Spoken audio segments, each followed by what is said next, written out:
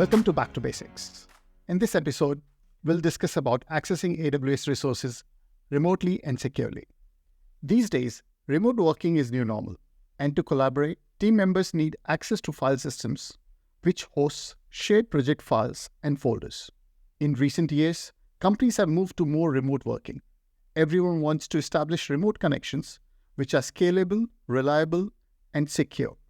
In this episode, I'll show you architecture patterns that you can implement for your teams to access resources hosted in your AWS account, data centers, or in your offices using AWS Client VPN.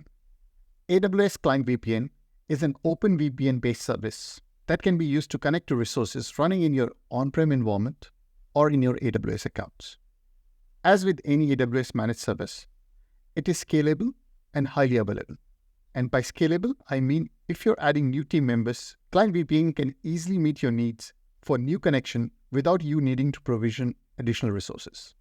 Now, authentication, authorization, and administration is key aspect of any remote application.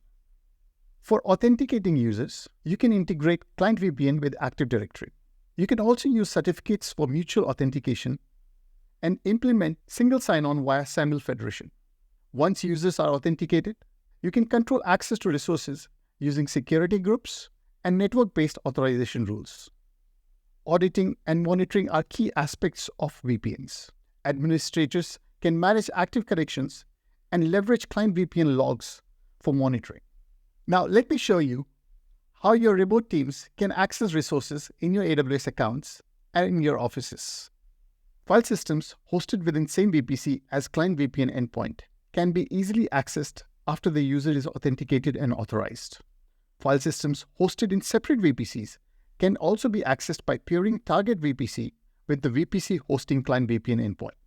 Resources in target VPCs can use security groups to grant or deny access to remote users connected via VPN. If you have multiple file systems, each hosted in separate VPC, you can use AWS Transit Gateway. It allows connectivity at scale for remote teams needing to access file systems hosted in offices or data centers. You can establish a AWS Direct Connect connection or a VPN connection between AWS and site location. Finally, to reduce operational overhead for administrators, you can enable Client VPN self-service portal. It enables your team to download latest version of AWS-provided Client VPN and VPN endpoint configuration file. Administrators can use Amazon CloudWatch to view and monitor connection attempts, both failed and successful. And they can also monitor connection resets for the Client VPN connections. In this episode, we explored how you can use AWS Client VPN to build scalable architectures for your teams to securely connect and access resources in your AWS accounts, offices, or data centers. Network administrators can build guardrails to control who accesses what.